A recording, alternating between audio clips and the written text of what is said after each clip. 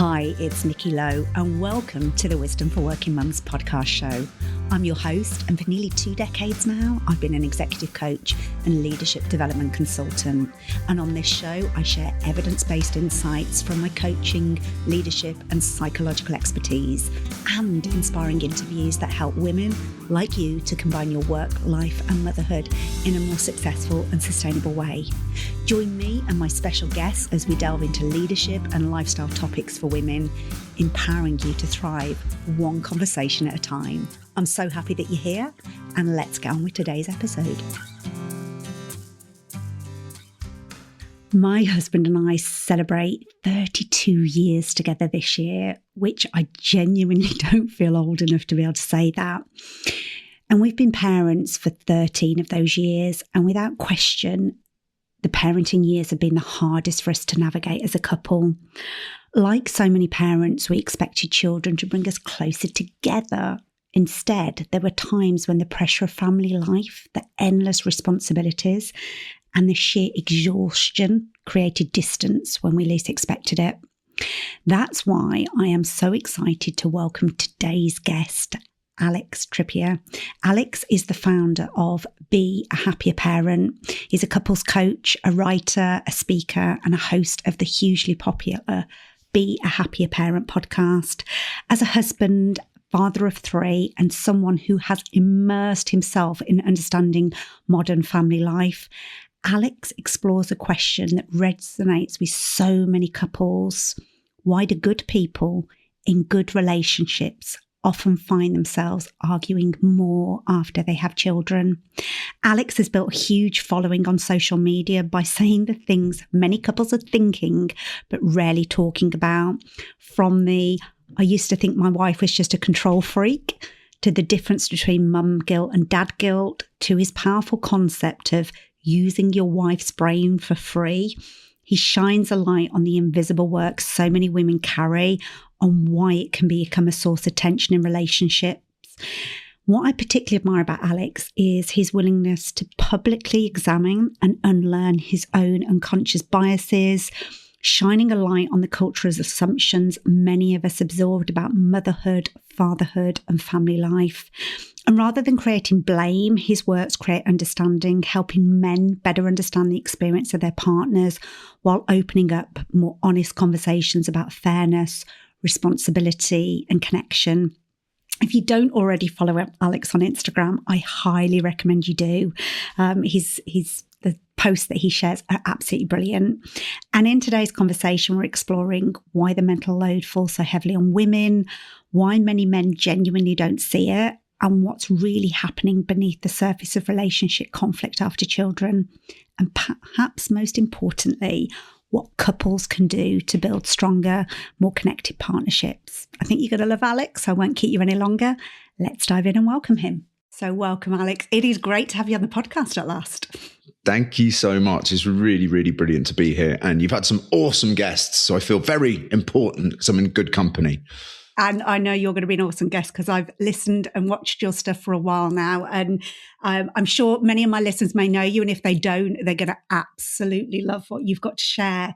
So for those that don't know you, can you share a bit about who you are and what you do? But just as importantly, what led you to do this? So my name's Alex. Most important thing about me is that I am a father of 3, and I'm about to be married for 20 years, coming up to 20 years. And I work as a couples coach. I have my own podcast. I post daily about why we are all having the same arguments now we've become parents, and why the time where we have young children is the toughest time on our relationship. And I don't believe it has to be. I believe that's something that this generation are facing through a range of factors that I'm sure we're going to go into, but actually it isn't all about personal blame. There's a bunch of stuff which leads to imbalance and resentment that's almost unavoidable. So how do we get back out of it? Brilliant. So Tell me a little bit about what led you to do this then, because having listened to your work, it's not like you've always had this figured out and you're like, oh, everybody else No. needs to hear what I've had figured out for all this time. What was the kind of that moment where you're like, okay, and brought you into this space? So I've always worked with kids my whole life in some capacity. I worked as an actor for a bit. I worked as a writer, and all the time in the background, I was working with children. So I was very, very, very excited to become a dad. When I became a dad, I, with my wife, built up a business where I was teaching little kids music. It was very successful. And it meant that I had more time with my children than most men can dream of. I did a job that was traditionally done by women. So I was around for every school pickup, every bath time. I had that flexibility, and I was really great with kids. So I was like, when my wife was resentful and sighing a lot and banging pans down and rage tidying, I was basically like, what is your problem? And arguments were bad. I mean, I have an inkling as to what it is from my background that made me feel the resentment so keenly, but I really couldn't tolerate it. I've always had a bit of a problem with authority and being told what to do. And yet all of a sudden it felt like that was the dynamic in our house. It was like, so where's this come from where you're the boss and I'm the skivvy? And despite me feeling like we're marching to the beat of your drum, you've got the balls to be annoyed with me. And it made me furious. And, we got through it, and life does get easier as children get older, but we never really dealt with it. And we had this whole period of our lives where we felt enormously let down by the other person. And we couldn't talk about it without getting into a massive row. So we just put up a wall about that period. And because I'd had kids really young, I had 3 kids by the time I was 30. My wife's 8 years older than me. I then saw my mates having children going through exactly the same thing. Identical arguments, identical dynamic, men who love their children fiercely, who centered them, spent every free moment with them, but still there was this constant thing going on from their wives of basically, why do I have to do everything? Why am I in charge of everything? The bloke being, what are you talking about? I do this, I do this exact same row. And it was like, this wasn't about me and Eloise. This wasn't about our characters. Like, what's going on? Like, and these, I know my work often gets framed a lot as being great for women. I wanted to help men. I was just like, if we could understand what this is about, then this terrible period doesn't have to be terrible. And I knew I'd identified the problem, but I was like, where do I get solutions? I'm a dad. I have no idea. So I started reading books about motherhood. I picked up a book called The Motherhood Complex by Melissa Hoggenboom, who you've met. And it just blew me away. It was like, this is nothing like what I've been through. The guilt, the shame, the judgment. I've not experienced any of those as a father. I've basically just walked around thinking, I'm a great dad. What you want about? Being a dad's awesome. And the more I got really addicted to motherhood books, and in each of these books, there I was as a character, like written by women who had nothing against me. They'd never met me, but there was this loving dad who was showing up at the end for the execution parts and thought he was doing a great job, whilst the women sank in overwhelm and burnout. And the mental load was just so obviously the thing that me and Eloise hadn't found the language for, that it was so the piece that obviously the piece that I'd been missing. I was just like, I know women have been talking about this since 2017, but I just felt like no one's telling men.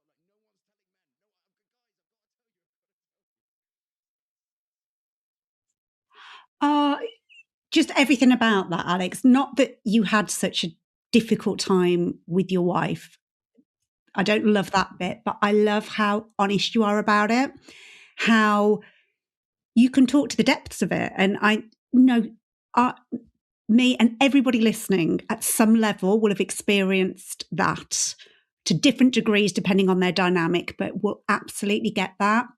But I also love your curiosity to go, what is this? And what can I do? I mean, the fact that you picked up all those books, I mean, that just says a huge amount about who you are as a human to go, I need to go and figure this out. And I'm willing to kind of read out of my comfort zone and lean into that. And I love also that you're going, actually, this absolutely helps women, but you're not just doing it for women. You're doing it for couples and for, I imagine, children to have environments where they're like, oh, actually, this doesn't have to be this hard.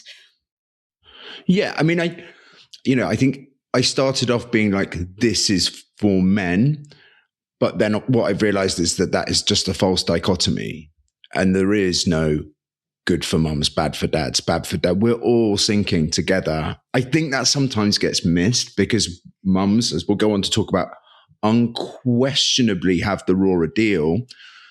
But that's what relationship is. What's bad for you is bad for me. And we will suffer together. And if that's not happening, we will subtly find a way to make it happen.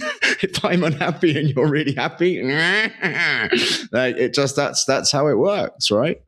I've heard you talk about this sense that I thought my wife was just a control freak, or that women are just being bossy or neurotic. And then you started to see that differently. Can you speak a bit to that dynamic? So there's a book called What's on Her Mind by a sociologist called Alison Daminger. And what she finds in her study she does, the purpose of the study is to measure cognitive labor and see who's doing more in a household. And what she finds in these interviews is that in every dynamic, there's this thing that emerges with basically this kind of really controlling, anxious mother who just needs everything to be just so. And the guy's like, I'm just more relaxed, I'm more chilled. And she's just like that. And the woman's like, yeah, I'm just like that. Like they believe it too. And then she's like, hang on, have I just accidentally stumbled upon a group of type A women here? But you'll recognize this from your friendship group as well, right? All my mates have this same story where they're just kind of happy-go-lucky, relaxed guys. And their wife is like this micromanaging nightmare. And what she realizes that when you're seeing the same thing coming up and up and up again, this cannot be about personality. She calls it individual essentialism. And it's this story we tell because we're a bit ashamed to be saying something that sounds like biological essentialism and say she's just like that because she's a woman. But actually, this is about gender.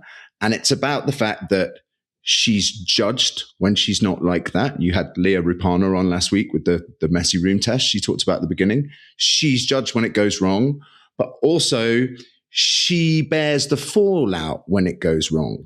We've all internalized, including the kids, this idea that it's her job. So if the right food isn't in the fridge, they'll walk straight past me to complain to her. Because she's carrying all the mental load, she knows that nothing happens unless she thinks about it. And I'll go at the last minute and sort it out, but I'm not constantly anticipating and worrying. So it becomes circular. And women get trapped in this role of being neurotic or OCD. But it's just because we decided they're the ones who have the responsibility. And I love that you could start to see that. And what did you then start to do with that? So now, because almost like once you see it, you can't unsee it. What started to shift for you then once you started to see that dynamic? It allowed me to get past my defensiveness. It became my problem to solve. Like, this is the thing that I try and get across to men. It's like, you didn't make this. This isn't your fault, but it is your problem. And if you want a better life, then it's your responsibility to do something about it. So there's various sort of systems of how to deal with this out there. I take a few really concrete things like school. Like, school's such low-hanging fruit, I think, for dads, because it's kind of separate to a lot of the household stuff, which is really interconnected, quite hard to take over once someone's in charge of those systems. So anything to do with school, I really respect Leah's work around the tidiness of the house. So I have this kind of, all right, I don't care, but she's being judged for it. If I don't do it, she sees it as her job. So we have we negotiated standards together of what this kitchen looks like. I get up very early in the morning so I can do my work, I could do the thing, but then I tidy this whole space before I go out. And, judgment is incredibly powerful. Lack of judgment is just as powerful. I don't care. So we actually had to take a photo where my wife was like, this is what this area looks like for me to be happy. And I was like, right. Okay. Actually, only 3 things can be on the table. It's like that detailed. Love that. You've kind of the minimum standard of care. Yeah. I'm conscious that there might be people listening to this conversation that haven't listened to the interview with Leah. So what you're talking to here is her study around messy room. So would you mind just kind of giving your perspective on that for people that may not have heard this? Yeah. Well, go and listen to the episode with Leah, right? And just follow Leah, and she's just awesome. But the messy room test was, they took a picture of a messy room and a tidy room, and they told people that room either belonged to Jane or John. And then they asked them a bunch of questions. And what we found out was, men can see mess. They were like, yeah, that room is untidy. They judged it. But also that when the room was Jane's, she was judged much more harshly, even just on how tidy you rated the room. Even when it was the tidy room, she was judged more harshly. But also, even though we could say John's room was messy, he pays no social penalty for it. John's messy, but he's a legend. Whereas when it was Jane's room that was messy, she was less hardworking, less capable, less likable. There were these moral judgments on her character. So once you see that, once you know that is real, then you got to change the way you look at the world. It's quite discombobulating, but it changes the way you look at the world.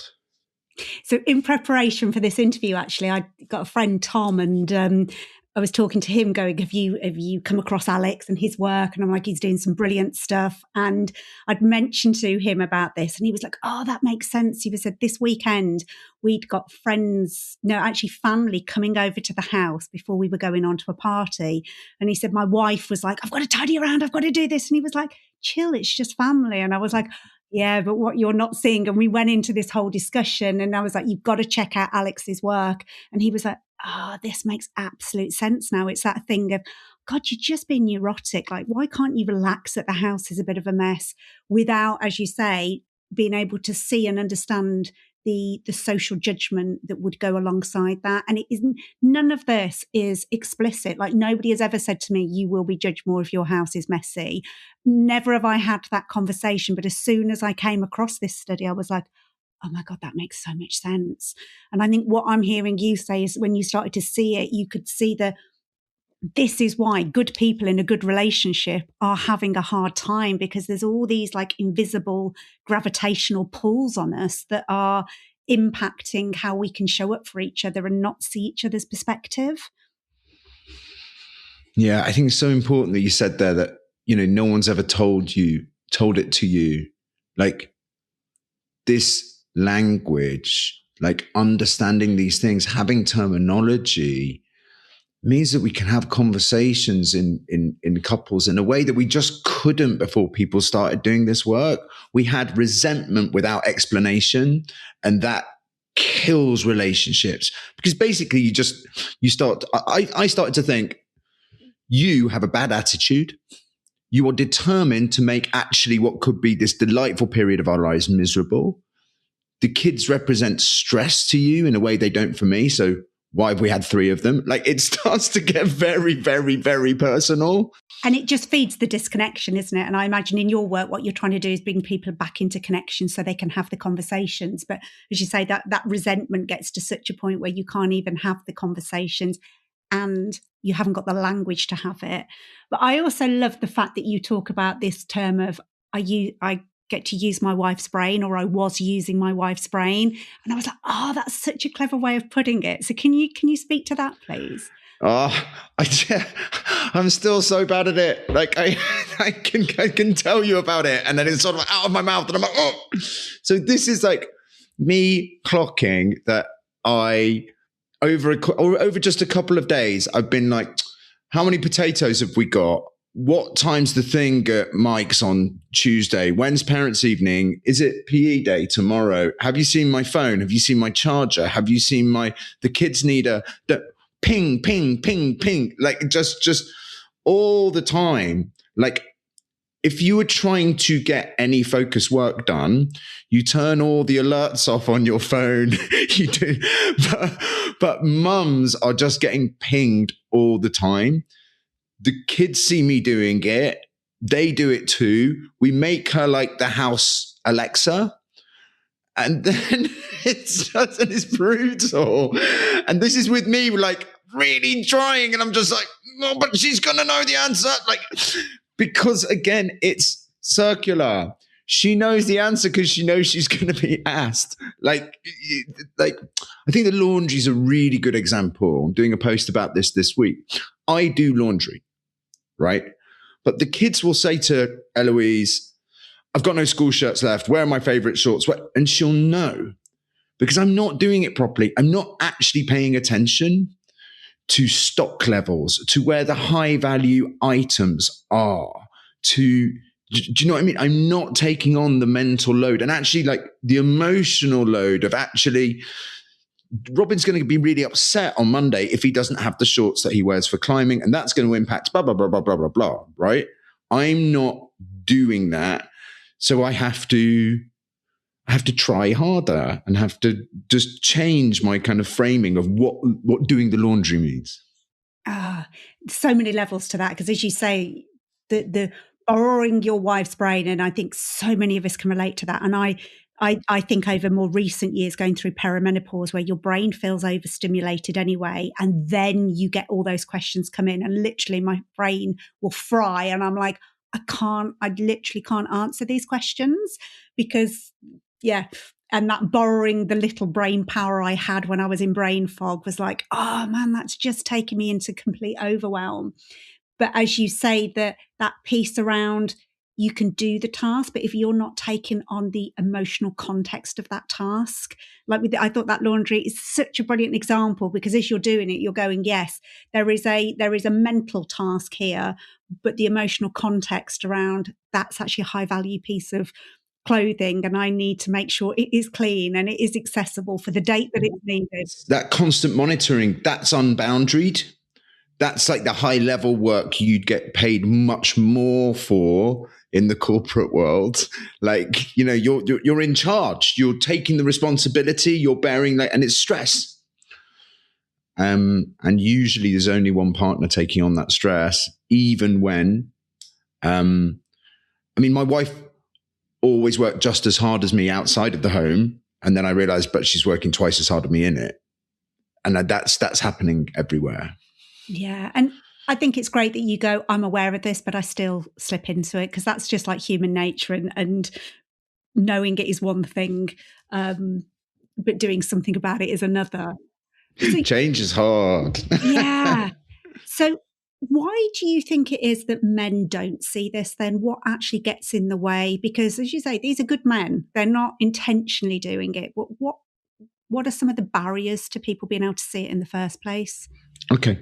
So I think, I'm very, very firm with men, and I hope that buys me the leniency just to be a little bit firm with women here, that I get a lot of the comments are, why don't men, why can't men, why? And there's this idea that we should be able to understand your lived experience, but I don't think you understand ours. And to be honest, it makes sense because we don't really understand ours. We've only actually sort of started to think about what being a man is in the last 10 years. And that's all thanks to feminism. If we didn't have feminism, we would never have actually clocked like, oh, That's different. We've missed out on all the particulars of masculinity. So the first of those is that you have been told your whole life that really being a mother is your ultimate destination. And it's how you are going to make a difference in the world. And it's in the toys that you're bought and in the stories that you're read from a very young age. And we haven't. And there's definitely a biological side to that, right? Where sperm is cheap and eggs are very expensive. And the actual biological requirements of me to become a father are tiny compared to what they are for you to become a mother. But I'll take you through what happens to most couples. Okay, I'll try and do this really quickly in 2 minutes. All right. So, what's your partner's name, Nikki? Andy. Andy. Okay. So Nikki gets pregnant and Andy is over the moon and they're both super, super excited. And Nikki starts to buy pregnancy books. She starts to eat differently. Essentially, she's a mum and she's already making choices about how she behaves in the day and balancing sort of her own life with this life that she's growing inside her. And Andy, as excited as he is not a dad yet. Nikki does all the research about birth and how she wants to give birth. And that makes total sense. It'd be very odd if Andy was like, I've decided you should give birth in this way. But Andy, so Andy is going along to the classes or hypnobirthing or whatever it is, but mum is in charge and she's doing the research and Andy's in this support role. Andy thinks he's going to become a dad soon and then he's going to be looking after the kid. But actually, it turns out birth is insanely traumatic. And Andy is actually still really looking after Nikki. He's on the outside in this support role. If Nikki is breastfeeding, she's doing the research around that. And because of that, she dictates the pace of the house, whether there's going to be feeding on demand, whether there's going to be a schedule, naps, all that stuff. She's calling all the shots. Andy goes back to work. He probably goes back to work within 2 weeks.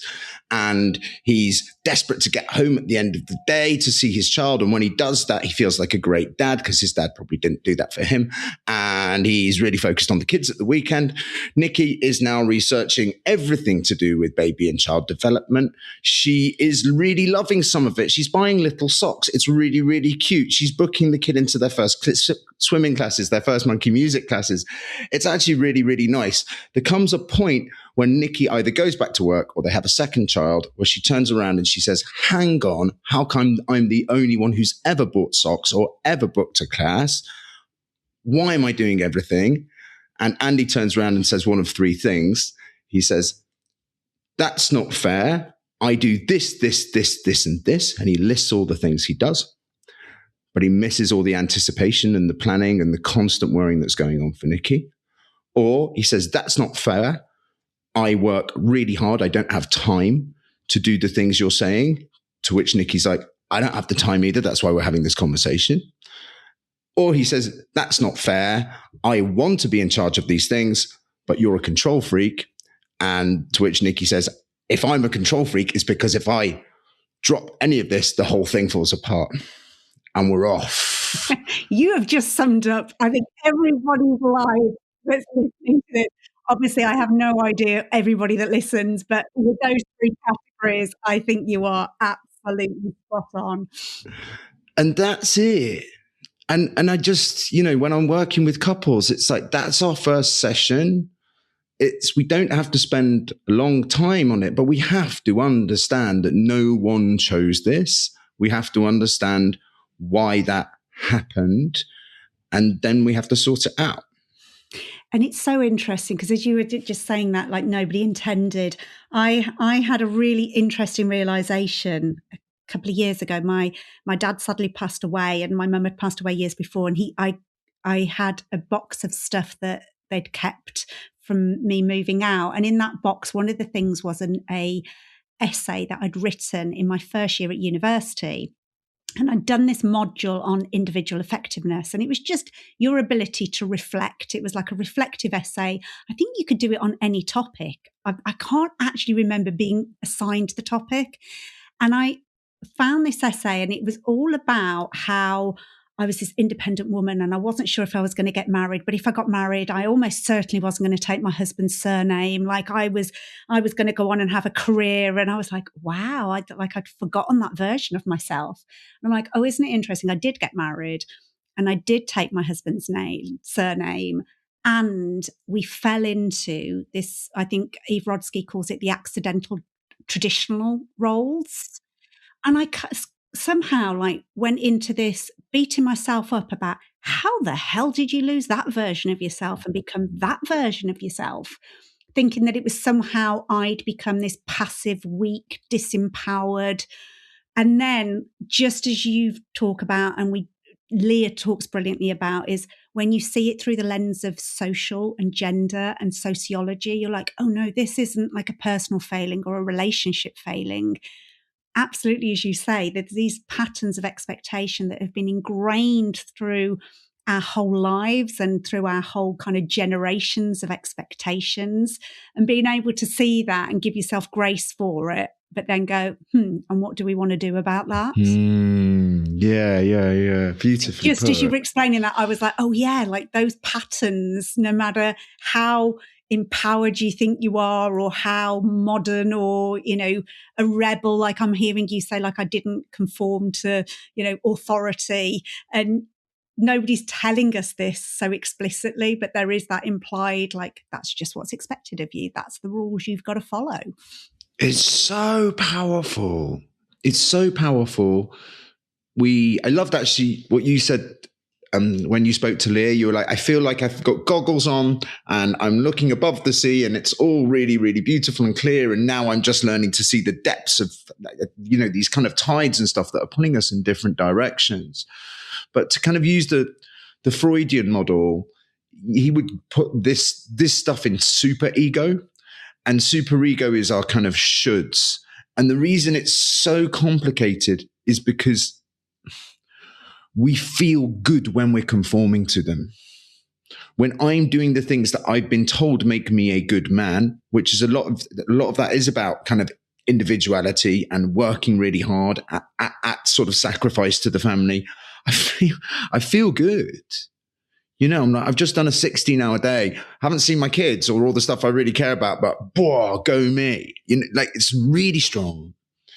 And the other difficulty with that is when we look at other people, it's even murkier. We always see other people doing what they want.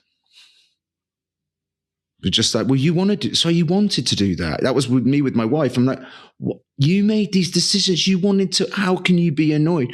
Everyone's just doing what they think they should. There's all that invisible resentment. And I wonder, because again, I really appreciate your voice in this area around, you talk about mum guilt versus dad guilt, because we obviously hear people talk a lot about mother's guilt, but we don't often get that perspective on father's guilt and how different it is and in what way. So I'd love to hear, what your experience is in this area and your perspective on that. I think that's fair. I think it's fair that we spend more time on mum guilt because it's just much more complicated and it's completely irresolvable at the moment. Dad guilt is this. Dad guilt is I made a promise, an unspoken promise to my daughter when she was born that I may not be able to buy all the things that she always wanted, but I would never be lacking when she wanted my time. And there are numerous times when I've had to break that promise. And men make some kind of promise along those lines, which is basically, should I be using my time directly to care and be with my child, or should I be using my time to make resources for my child? Mums now experience this same guilt, but I think that is dad guilt. Really, it's one-dimensional, and at times it's resolvable. Like there's times when we get that balance right. We're not going to get it right all the time. There's times where I'm like, this is good. I've got my kind of direct care and providing resources for your future, well balanced. Mum guilt It's just appalling. There's absolutely nothing that I've read in all the books about motherhood where I'm like, that looks fun. Like, I'm so glad I'm a dad. Like, it starts when you're pregnant with a kind of, are you going to have a natural birth? That's the right one. You should have that one. You're not allowed to think about yourself. Don't be thinking about yourself. Actually, there's also this kind of like, should I quit my job now because my responsibility is this thing? And so, well, that makes you a bad feminist, actually. And what are you teaching your child? What kind of world do you want for your child moving forward? Then you've got the whole breastfeeding thing. Breast is best. Doesn't matter if it's massively inconvenient to you or kills your career or, but you should really think about those things to be a good woman because you're supposed to be a girl boss as well. And then you are going to do routines. You heartless cow. Are you all right? Oh, you're doing everything on demand because you're not going to make tough decisions that actually would make your baby. Like, everyone's evangelical. Everyone's coming for you. Like, and it's irresolvable.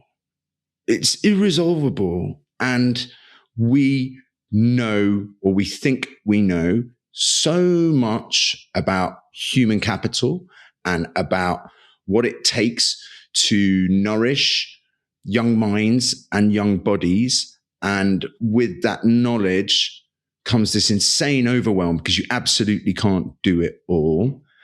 And none of that increase in the norms of intensive parenting have come for dads.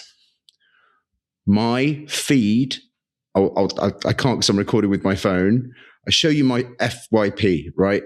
It's really embarrassing. It's fucking cage fighting, Star Wars, right?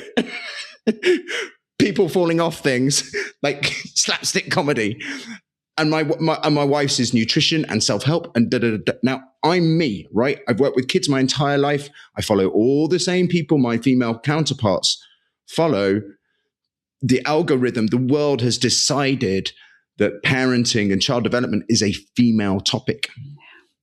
That's so interesting because, as you say, you're kind of, I suppose you're not an anomaly, but you're outside of the normal range. So you would expect that actually you might get presented different things, but no, the algorithm still is. I have the brain of a 12-year-old child. Yeah. Wow. That's so interesting. And again, it's all of these pieces that we don't necessarily see in their fullness about how this stuff gets just embedded and doubled down and why it can feel so tricky. And so you heard me say on my podcast with Leah, I didn't really understand sociology. I've been raised as like this independent, personal power. Therefore, if something wasn't working, it was always my fault. And in a way that was really positive because if it's my fault, I can do something about it. So it's like this self-efficacy, I suppose. But that meant when the shit hit the fan of becoming a parent, it was all my fault. It was all my problem to resolve. And then, as you say, seeing these layers of social conditioning and then how social media just reinforces it and keeps perpetuating it. It's like, oh, actually, you're swimming against the tide. Like, that's why it feels so tough. So you talk about kind of how good couples and good relationships have kind of these bad experiences. What could you share with somebody that's listening that goes, this is so familiar and this is a pattern that's happening in my home. We've also built walls because of resentment and are just kind of functioning. What might be some words of hope or some practical things that you could offer around what people could start to do?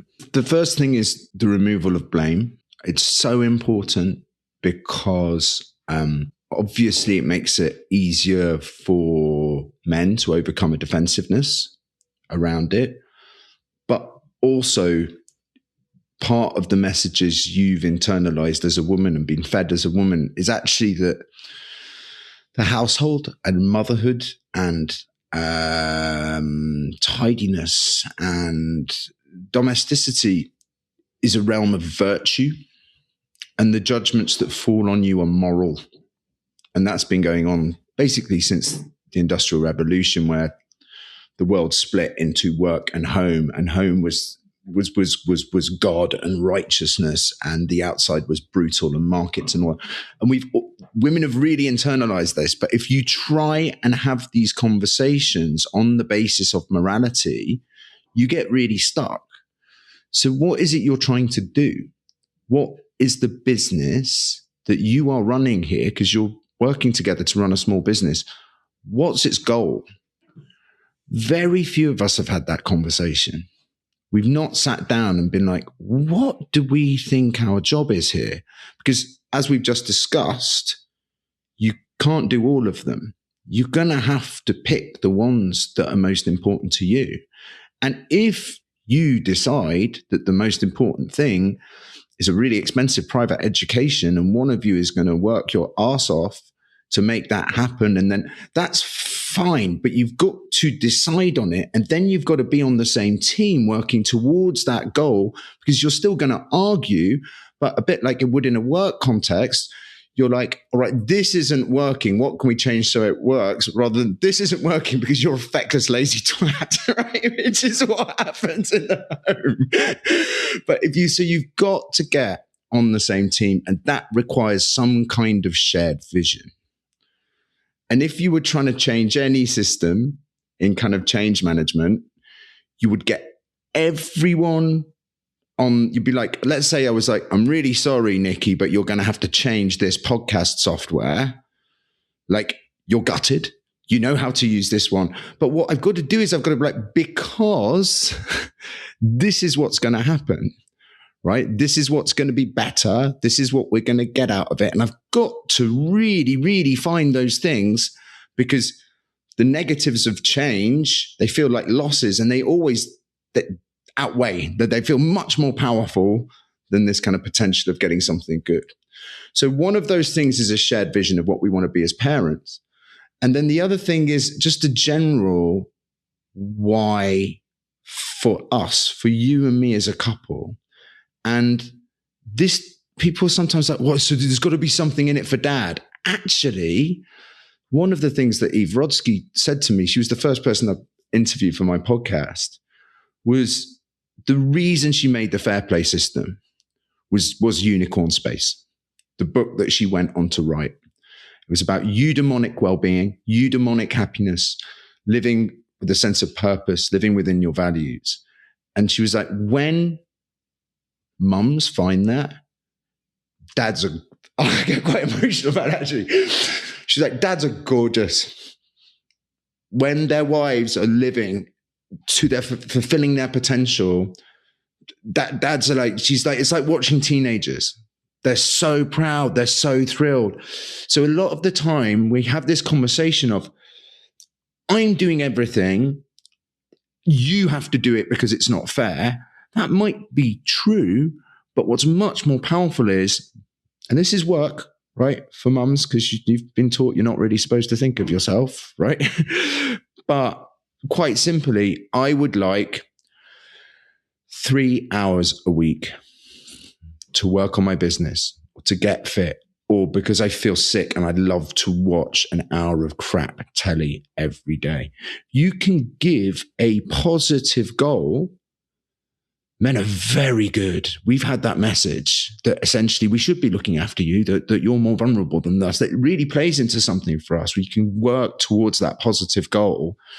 Whereas we're very bad when you're like, you should do this because you're a bad person. We're like, and for those that can't see the video version, Alex has just done the middle finger, which I love. Yeah. 2 middle fingers and an angry face. Love that. And that's so insightful to hear from you, Alex, because you're right. I can absolutely see that. Can you help me be this better version of myself by kind of helping pick up whatever of the mental load and cognitive and the stuff that needs doing, but to present it in that way, because I would love to do this. And actually, as you say, biologically, it's like, yeah, I'm here to support and protect. And I've never thought about it that way. And actually, probably I'm making an assumption, but for many of my audience listening, and I think I know them because I do know some of them, but they're like me. And part of that is that the willingness to be vulnerable enough to be needy, because often we're like these strong, independent women. I don't need anybody to take care of me and look after me, but I do need you to pick up the load so it's fair. And we'll come at it more from that harder edge, but to go, actually, I'm struggling. I don't feel my best and I need your help. And you can help by supporting me in my vulnerability and help me achieve my goals in that way. It's such a beautiful way of framing it, but actually can feel quite tricky. So, the last time I said this to someone, I was answering a live question at a talk and she was really honest. She was it made her angry. It's like, why? Why should I have to ask? Why should I have to ask to help me when they're his children? Why should I have to? Right. I was going to say I can understand that, but I guess I can't fully appreciate what that's like. But what I would say is quite simply, if you are in any situation which is unfair and you want change, even though the situation is unfair, you're the one who has to do the emotional labor, the sales pitch. If you're massively underpaid at your job, try going in and saying, you should pay me more because you're bad, and try going in and explaining, what you're going to get out of it and what everyone's get. That's the work we have to do when we want to instigate change. I'd be saying something really different to men about why they should be doing it. But I think that is the answer to the question from women, why should I have to ask? Yeah, no, I love that, because what came into my mind is it almost takes you out the drama triangle of you're the victim, they're the perpetrator, and you just get caught up in that drama triangle, whereas you're going, actually, the situation is unfair, but unless we come at it from an empowered place of it, I have to take some responsibility to influence and change this, you're just going to get stuck in that drama triangle of victim, persecutor, really perpetrator. Well put. Yeah. Yeah, so I love that. And just as you were saying, to hear that male perspective of actually, we do want to help you achieve your goals. We do want you to have that extra 3 hours. It's not like we're sitting there going, you ain't going to have that because I want to sit on the sofa and just like chill out. It's like, no, I want to provide and I want my family to be happy. It's just framing it in a way where everybody feels like they can gain from it.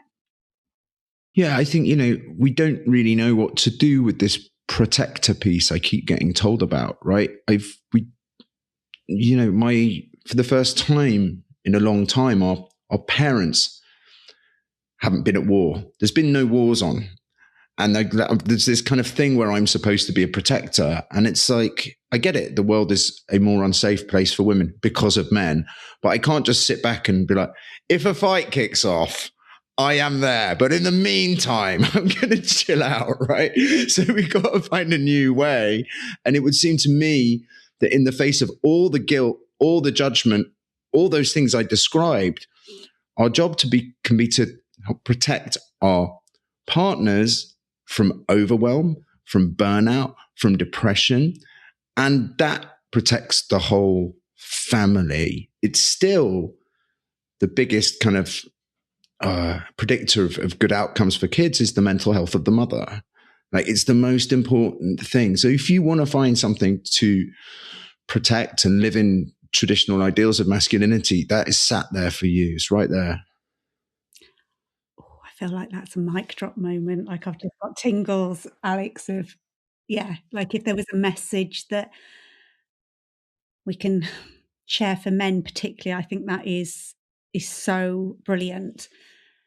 And just before we wrap up, I also want to perhaps just cover that from a workplace perspective, because we hear a lot in the workplace about supporting working mums, which is absolutely important. And we're hearing more about equal parenting in the workplace.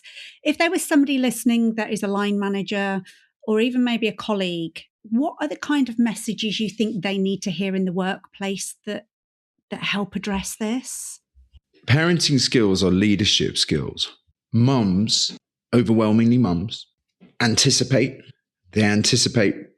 They disaster plan all the time. They constantly managing other people's emotions. They build teams In fact, women have always been better at that than men, but they build teams, they get networks around them because they know that you can't do this stuff on their own. In a world where we are moving away from command and control into, a new sort of methodology of inspiring and empowering people, we need to start seeing care gaps on CVs as skill learning gaps, that you are getting something back afterwards that is better. And that goes like that 100% goes for men. I am a better employer, a better manager. My team, I run 2 other businesses. My team have just so loyal since I started doing this work, because I'm just seeing their world in a different way. I understand their lives. I've become a more caring person, and that is just useful. And you can monetize it. There you go. And I love that, because we do, for businesses, ultimately it's about ROI, isn't it? It's about, oh yeah, it's lovely that you're a caring guy. And it's like, it makes the world a more human place, which is great. However, there is hard metrics that this drives as well. Yeah, totally. I love that you've said that. So, and I think that's brilliant. Seeing those care gaps as absolute skill. I almost talk about parenting being the best leadership development course you could ever go on. Like, it is a vertical development opportunity like no other that we 100%. Also, you start to understand what capacity actually means. Yeah. Do you know what I mean? I thought I was at capacity before. No, it turns out I can get 3 times as many things done as I thought I could. Yeah. And I love and you were talking earlier about, we're holding tension, aren't we? About when you were talking about dad guilt of, do I spend more time with my family, or do I create the resources that help me provide for that family, and holding those tensions constantly. And that's what leadership is. We're constantly holding tension. Is it people or profits? And parenting has the most tensions you'll ever feel, and being able to navigate that complexity of that and go, yeah, and I can bring that back into the workplace in a more human way, I think is just so powerful. So we've covered so much, Alex, but if there was just one thing that you would want somebody listening to this to take away, what would you want that to be? There is this real temptation to put your relationship on the back burner. And actually, mums do this more than dads. There's this study from a guy called Mark Cummings in the States that basically shows that mums see the home as a series of dyads. There's your relationship with your child, your relationship with your husband's relationship with your child. Whereas dads basically look at the whole thing as a unit. So a lot of the time when we are arguing, when there's resentment, mums find that easier to push it away because they're like, I need to focus on the child, whereas actually it negatively affects the dad's relationship with the child. Dads push it away for a different reason. One, we're taught there's something stoic and noble in putting up with stuff that's slightly shit. It's not noble, it's cowardly and avoidant. I'll just be quite firm about that. Also, even when the atmosphere is bad, we get a lot more out of marriage than women do. All the studies show that. So even if you're being awful to me, my children are still wearing clean clothes and there's food in the fridge, and I'm going to live longer, and you're taking care of my social networks and all. We have to remember that we are the people who are running this business, and putting off the work until when the kids get older is a bit like saying, this business is really hard to run. We'll discuss what we're doing and what our roles are and how we're going to run it in 10 years. What do you mean? You just can't do it. But we do it all the time. We would never do that in the workplace. Yeah. We don't do it. We don't have the conversations. We don't have the difficult conversations about roles, about what our jobs are. We don't make the time for ourselves. I know it's hard. I know if you're listening to this and you've got kids under the age of 6, you are so time poor. find a way to prioritize your relationship above the other stuff. Oh, that's compelling. As you were saying that, Alex, I was just imagining, you know, that analogy of the balls, and some are glass and some are rubber. And, you know, I always assumed that my relationship was going to be the rubber ball. I'm like, oh, I can drop that. And over time, I'm like, no, it's a glass ball. Like, why would I ever think that it's a rubber ball? What, you know, that, not complacency. I don't know if it's hope, because you're like, yes, the children come first. I always remember before I had children, we had friends of ours that had children probably about 10 years before. We were quite late having children. And I remember them kind of going, our marriage always comes before the kids. And I was like, ooh, and it prickled me. And it was only years later I was like, oh, I got it. Like, they were like, we're the safe container for the family. Therefore, if our marriage isn't right, we can't hold the container for the family. But at the time I was like, well, that's a bit selfish. Yeah. I mean, as you said it, despite me having just said it, I'm like, oh, like, it's a really big thing to say. It's I would say that's spot on, but we're not socialized to think that's okay, right? Like, you're like, selfish. Yeah. And they're probably the happiest married people that I know. So I'm like, they've got something. So I love that you've put it like that. I know people are going to want to find out more about you if they don't already. So where would you point them to, Alex? Where can they find you and your work? Be a Happier Parent is the name of my social media on Instagram and TikTok. I'm on Facebook as Alex Trippier, and loads of mums are like, I want to get my husband to follow you, but he's not on social media. We're all on YouTube, and I give the don't tell anyone, but I give the titles slightly more masculine leaning titles on YouTube, and YouTube is Alex in Dadland. So that's where, like, get the dads on that one. Brilliant. I'll drop all of those into the show notes. And literally, your social media account is one of my favourite. Oh, thank you. So for people that have not yet connected to you, please do that, because what you share and the way in which you share it is just really refreshing. So thank you, Alex, for joining me, and also thank you for the work that you're putting out into the world. It's really, really important. Oh, thanks, Nikki. Thanks for having me. That was awesome. I really enjoyed it. If you've enjoyed this episode of Wisdom for Working Mums, please share it on social media and with your friends and family. I'd love to connect with you too. So if you head over to wisdomforworkingmums.co.uk, you'll find a link on how to do this. And if you love the show and really want to support it, please go to iTunes, write a review and subscribe. You'll be helping another working mum find this resource too. Thanks so much for listening.